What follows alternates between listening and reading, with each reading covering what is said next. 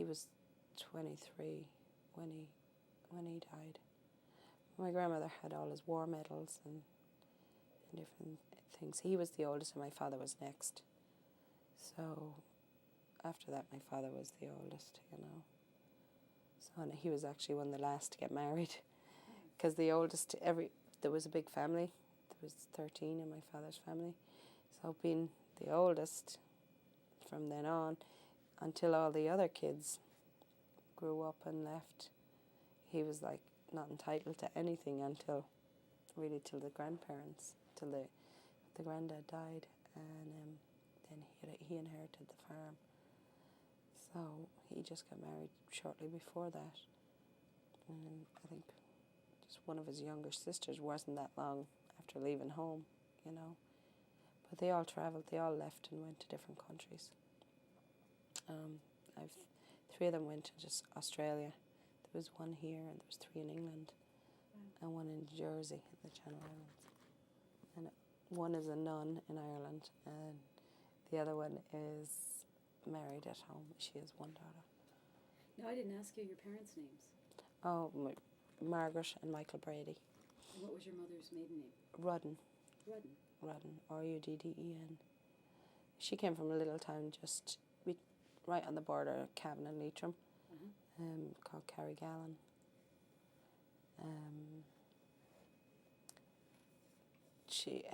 They met at a dance, and my father was a dancer.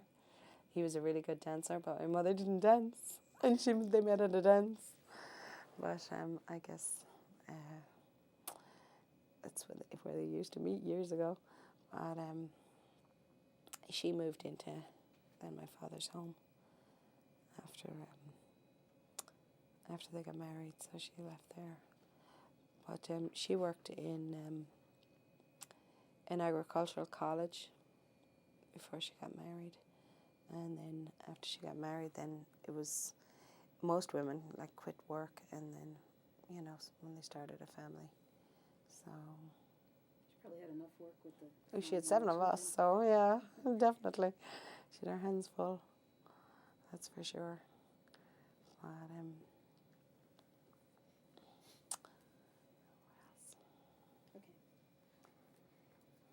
And how important was your church community? That's kind of a touchy subject, because I don't attend church very often. So, years ago, you were like afraid of the priests. You were totally afraid of them.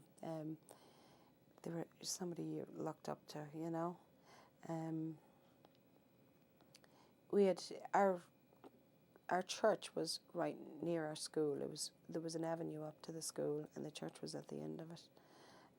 The priest, when we were young, the priest that was there, he took care of the grounds, and it was beautiful. There was tulips everywhere, red and yellow tulips, and he just took care of the lawns, and there was all these horse chestnut trees, and he used to have signs up everywhere, for nobody to go on the lawns. With the kids coming out from school, they'd be running after each other and go in the grass, but he'd catch them. If he caught any of them, he'd break a branch off the tree, and he would prick them over the backside. So he would, if he caught any of them. But he used to come up to my father. I don't know whether he was looking for money or what, but he used to come up quite a bit. And one time my father he was out doing the milking, and in the morning we must have been gone to school, and he was finishing the milking, and he went into my mother, and he was talking to my mother, and he was looking at the window. Next he saw my father coming down the yard, and my father used to wear a cap, and the cap's crooked on him, the coat's all dirty, and he's coming marching down, and he comes in the door, and he goes, I don't know if I can say this because it's not a good thing.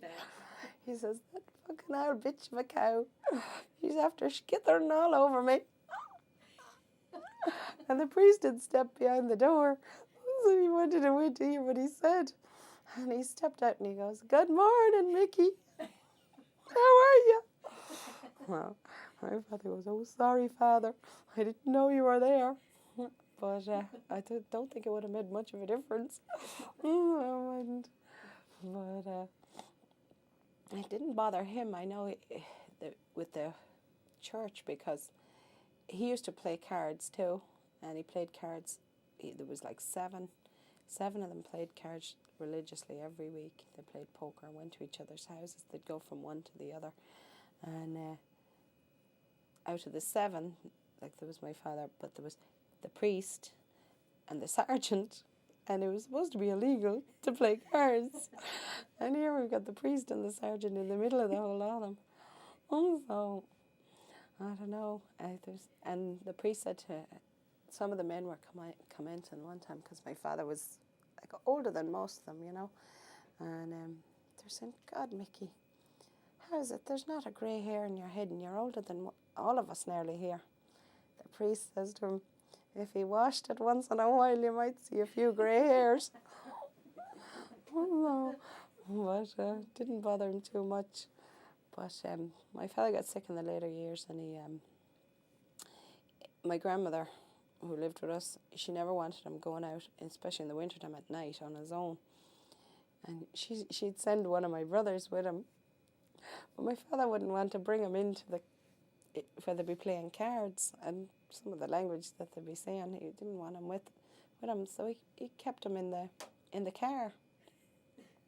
Yeah, my brother runs off, he has one shoe on, and no coat in him, and he leaves him in the car and gives him his coat, and he says to the men, he says, "Oh, I better go home early, I have to go." And they were like, "Where would you be going? It's early yet." He says, "Have the young fella in the car." And one of them turned around and said to him, "Well, you think you would have brought him in with you, instead of leaving him out there to freeze." But he took off, I think, and went home. Your brother did, or your father? No, my father. Well, with him. So why did you decide to come to the U.S.? Well, actually, I applied for a job that was advertised in one of the local papers, and the Anglo-Celt. It's a Cavan paper. Each county has their own paper, and this job was advertised, and some of the lads at work were saying, "You should apply for that. There's a local number. It might be someone you know." And I applied for the job, and I went for the interview, not intending to come, just to see, was it somebody I knew? And I go with a big pair of boots and jeans, and not dressed for an interview. And I filled out a form, and the lady was American, and she said, "I'll let you know in the next 2 weeks." About 4 days later, she called looking for me, and told me, "Congratulations, you got the job. As soon can you go?" And it was like, I came within 2 weeks, but I think if I had more time to think about it, I probably would never have come. It was just something it was fluke. It was just something fluky. What kind of job was it? It was taking care of an elderly man that had Alzheimer's. That's what I worked at home. I worked in a nursing home, and taking care of the elderly. And the job, they said, "You come for 3 months and see if you like it, and you're not obliged to stay if you don't want to." But when the 3 months were up, they asked me would I stay on, and I ended up staying, and here I am 8 years later. No. So you came in 1997? 97, yeah, 97. And what did you think the U.S. would be like? Actually, the people I came over to, their last name was Zukli, which is something that I've never heard of in my life. And because you're used to O'Connor or O'Brien or MacDonald, And I was thinking these people, that he was like a big Indian with one of those things on his head, and then she'd have a sari on her with a big dot right in the middle of her forehead. And when I saw him, I'm like, he's white, I didn't know what to expect. I really thought they were like Indian or something, because I knew they weren't Irish at all. They weren't of Irish descent. So the son of the old man, he was like the president of Culinary College in Baltimore, and they bought into a hotel near us at home, and that he put the ad in the local paper. That's how it ended up, you know, in the paper. But I was expecting these people to be Indians, and I didn't have a clue, you know, what it was going to be like. But the worst thing was getting on the bus. I was getting on the wrong side of the bus. Oh, in the United When I States? came here, yeah, I got on that. When I went to get on the bus, I'm standing at the wrong side of the bus, and the door's not open, so it's not. But I had to get, like, it was the Connecticut limo. I was getting it to Bridgeport, and I couldn't understand what the announcer was saying every time he came into each town. So I'd have to ask the person beside me, "Are we in Bridgeport yet? Are we in Bridgeport yet?" So, but I made it. I did. But I didn't know what to expect, really, you know. So I wasn't sure. Were you frightened or excited? Well, I was a bit nervous because I was on my own and I was coming to people. I didn't have a clue who they were and I didn't know anybody. And the only person I knew, I have an aunt and uncle in New York. But at the time I came, they were away in Aruba on holidays. So I had absolutely nobody, you know, that I knew. Only I didn't even know these people. I was coming to these people who I'd never met before in my life. So I was nervous, I have to say. How did you travel here? Flew from Dublin to JFK, and then I got Connecticut limo from JFK to Bridgeport. So, and the people picked me up in Bridgeport. What was it like in Ireland on the day you left? How did your family feel about you leaving? Well, both my parents are passed away, so like I have my brothers and sisters, but I don't know. I think they thought that I was going for 3 months. I was going to be back. I think that was really the attitude, you know. But I'm not really sure.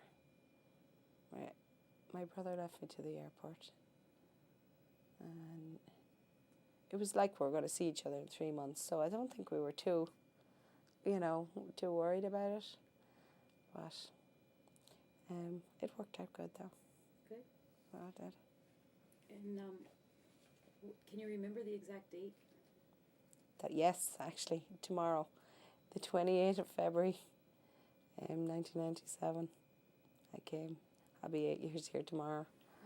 Wow. So, and it's actually my sister's birthday. So it's not actually our birthday. She was born on the 29th, but she celebrates it on the 28th when, you know, because she was a leap year. Can you remember the first thing you bought when you came here? Oh, I think the first thing I bought was probably a CD system, a little portable CD thing, because I had no music system at all, and I probably bought some clothes then probably, but I didn't buy a lot, so I didn't, because I was living in, and I didn't get out a lot.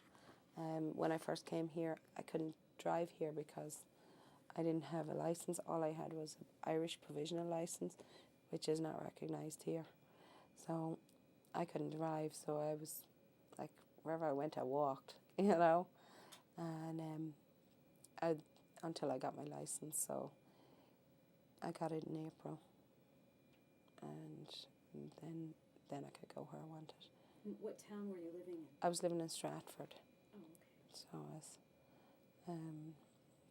I came over to Stratford. It was nice. I lived in this man's house and took care of him. Actually, I have a funny story about him if you want to hear it.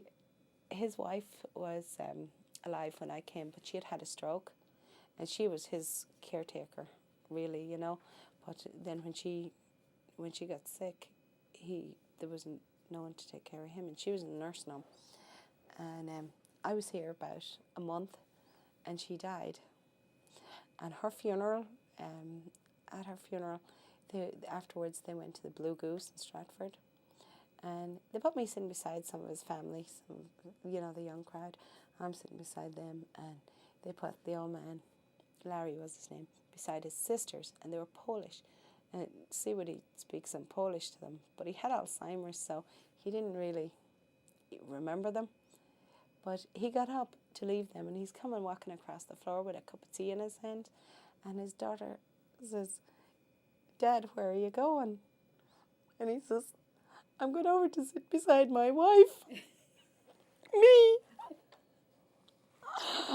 I nearly died. I thought I wanted the floor to open up and swallow me. This was his wife's funeral. That was not a good experience. That was very embarrassing. He's like 80 years old. I'm 23. Well, oh my God. Well, they thought it was very funny. They weren't offended. But I was embarrassed. I was absolutely mortified. No, Well, the next question here is, what was your first impression of the U.S.?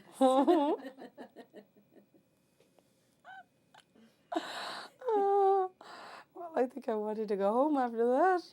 But I don't know. Trying to think. Everything's very fast paced compared to at home, and everything's so built up. It was very hard. I couldn't sleep at night. The noise. Where I come from, it's so quiet. That was one of the things. The noise. I couldn't sleep with the noise. But everything too is so fast paced. Compared to over there, it was much more relaxed and easygoing. And everywhere's so built up here, which it wasn't back there either. And I didn't like how neighbours were so close to each other. It was like you're practically looking in your next door neighbour's window, And so that was probably one of the first impressions. Do you have street lights near where you come from at home? No, not at all. So it must be very dark there. It's very dark. No, there's no lights. The only lights is outside the town. They come to a certain area just right outside the town, and then there's no lights for miles. And so there's not. It's dark countryside. So, but there's so much new houses going up now, which there wasn't years ago. So there's probably more light along the way, Right. So, but it's changing too. Ireland's changing a lot. It's become very Americanized now too. So it has. What do you think of the changes? Well, some of them are for the better, and some of them are not. Some of them are taking away the whole quaintness, of the country. Each house is getting bigger than the next. It's like keeping up with the Joneses. So, but there is no money in farming. Like, the farming community is becoming extinct nearly, because it's just, there's no money in making animals. In animals, there's no. I said that wrong. That's fine. It's okay. You can't make money on farming anymore. It's just not there, So many people are selling their land. They're selling sites of land for people to build houses. So the landscape must change then too. So, oh yeah. So, but there's certain areas you're not allowed to build on if they're like, what they call forts at home. If they're anyway historical, or there's still that aspect of religious, their religious beliefs too. There's certain areas you can't build on if they're like sacred ground. So at least those areas won't be developed, Now, I've heard of areas in Ireland that are very spiritual, that are, when you visit the site, you get like a feeling, or is that a historical sometimes? Have you heard of them? Are they historical? I've never really heard of that. There's so many historical sites all around Ireland. Like I've been to quite a few over the years. Like as a kid, you went to different places on school tours and things like that. Newgrange is like the biggest place, which is the burial grounds of like the great warriors' ancestors. It supposedly goes back to the Druids, time of the Druids. But and the light shines through it on the shortest day of the year, December 21st, the winter solstice. They seemingly built it for that day to I can't think of the word, for their dead, to commemorate their dead. The sun shines right through. There's a passageway, and it shines right through to the very centre of the tomb. It's an underground tomb, Right. burial chambers. That's probably like the biggest historical site in Ireland. So, but you used to be able to just go there and go see it. Now, you have to organise and arrange it with tour groups. You can't just go there. When you went there, did you just go? Okay. You're doing great, by the way. You feel okay? You look great, sound great, very good.